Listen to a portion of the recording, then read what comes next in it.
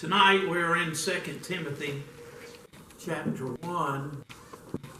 We're going to look at the first part of verse 3.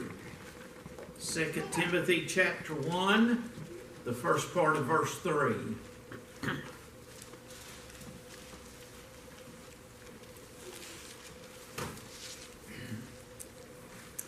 Paul says, I thank God, whom I serve from my forefathers with pure conscience, that without ceasing I have remembrance of thee in my prayers night and day. Now notice the first part. I thank God, whom I serve from my forefathers with pure conscience. There is a constant theme and character in the life of Paul. A constant theme and character of Paul's life. I did not say a constant theme and character that he began to have after he came to know Christ. I called it a constant theme and character of Paul's life. That his conscience might be right. Now that doesn't mean that Paul did right. We know he did not. And it doesn't mean that Paul was right, because he wasn't right until he met Christ. But it was a constant theme and character of Paul's life to possess a conscience that was right, good, now he says pure. To possess a pure knowledge within. That's what the word conscience means, is the knowledge within yourself, that it is clean, that it's right. And we often have the understanding that our conscience makes us feel guilty. And what we're referring to is that our knowledge within ourselves is that we didn't do what was right, or we did something that was wrong. And Paul says to Timothy that I have served my God, whom I serve from my forefathers, with pure conscience. He's speaking that toward his motive. He's speaking toward his purpose, his intent. Now, we're going to look at two other verses real quick to kind of set the tone for what we see in our text. Both of them are located in the book of Acts, one in chapter 23, the other in chapter 24. In Acts chapter 23, when Paul stood before the Jewish council, it says that Paul, earnestly beholding the council, said, Men and brethren, I have lived in all good conscience before God until this day. Now notice there, he uses the word good, not pure, but he uses the word good, saying that I have lived in right conscience toward God until this day. Now over in the next chapter, when he stands before Felix, in chapter 24 and in verse 16, he tells Felix this. He says to Felix that I exercise myself, notice this, to have always a conscience void of offense toward God and toward men. Now in just a moment, I want to mention this again because I think it is a needful emphasis. But I do want to say that what Paul is saying not only involves after he's been saved, but that's also before he was saved. When Paul was a lost man, he was doing what he was doing with a passion of serving God inwardly and outwardly in what he thought was the right way. So when we're talking about this issue of him wanting to have a good conscience, a pure conscience and all that, we're talking about Paul's life even before he met Christ. And I think that's an important issue. But now, years later, some 14, 15 years, don't know, after he stood before Felix, he tells his young son in the ministry, Timothy, he says that I thank God whom I serve for my forefathers with pure conscience. Now, let's think about this issue about having the pure conscience. Because there are three things that Paul mentions in this one small phrase that I think involve this issue of a pure conscience. The first is one that you might not think of. And that is that having a pure conscience is essential to having proper gratitude in your spiritual life.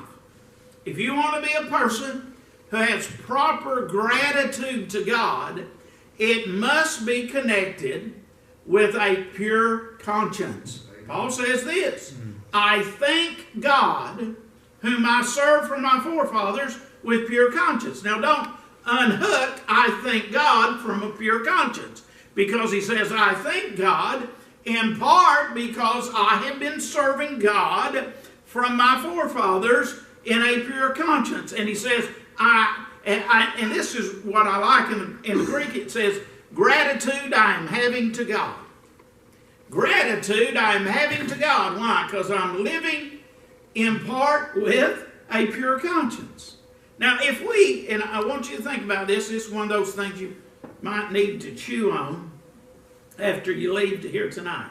If we have to make ourselves to be grateful, is that in itself not evidence that we possess an impure conscience? If we have to make ourselves to be grateful.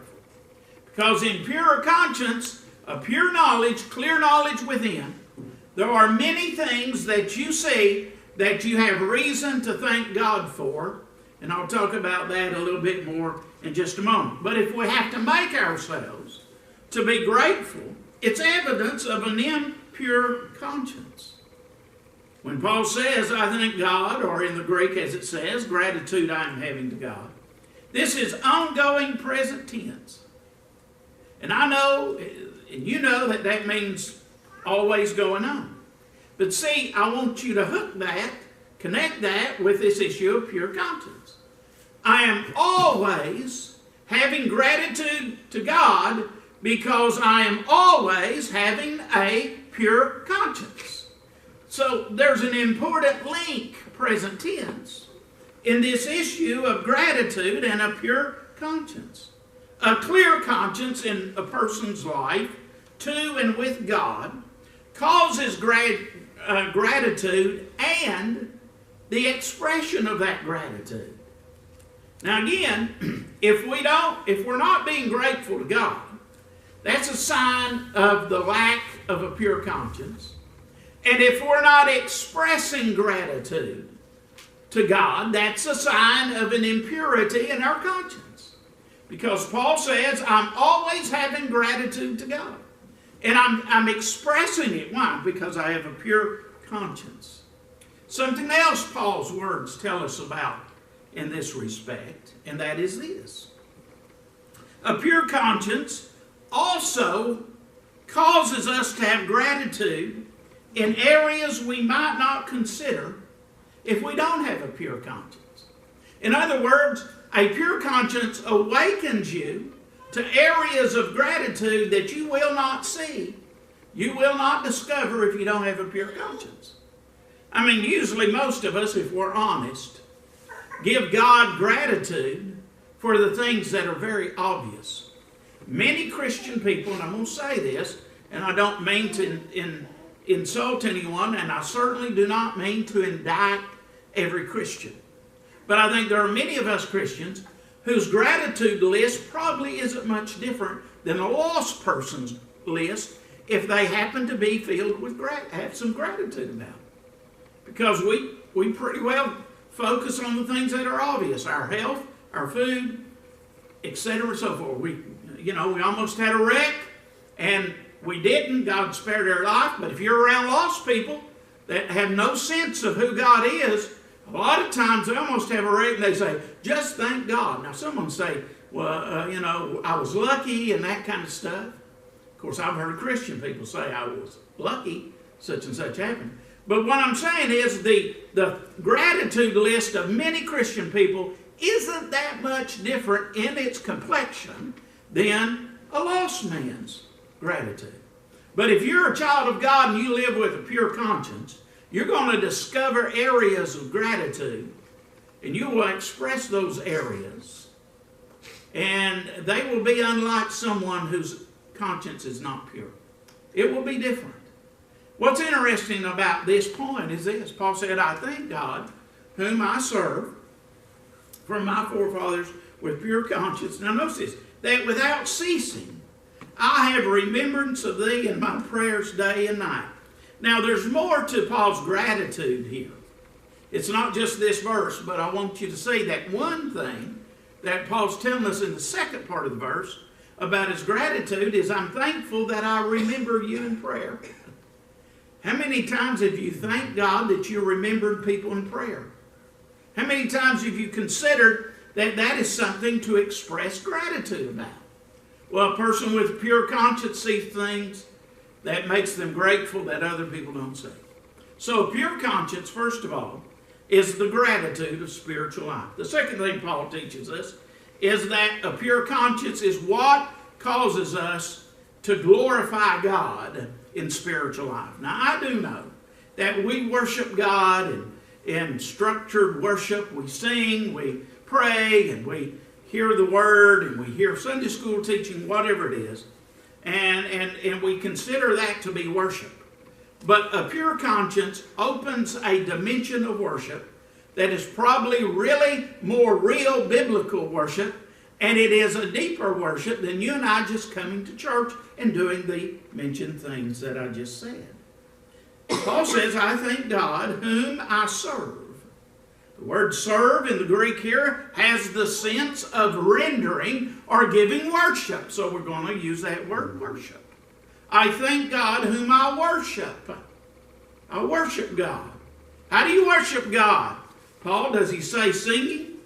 Does he say listening to preaching? Does he say going at 10:45 or 7 p.m. Wednesday, whenever it is? No, he says, I serve God. I thank God whom I serve because I serve Him in a pure conscience. So a pure conscience is essential to biblical worship. And understand this. This is a very important point. I remember, and I don't have it in my notes, and it's just coming to my mind, so it's going to be cloudy. But there was a time when Jesus told His disciples, and this is paraphrase, but it's in the Bible. You're going to have to trust me on this one. It's in the Gospels. I did that much work for you. Okay, but here's what He told His disciples. He said, if you go to offer your gift at the altar, and He says you realize that your brother has something against you. He said you set aside that gift. You go back and make it right. Then you come back and then give your offering. Now why is Jesus saying that? Because though He doesn't use the words, He's saying you need to give your gifts, you need to worship with a pure conscience.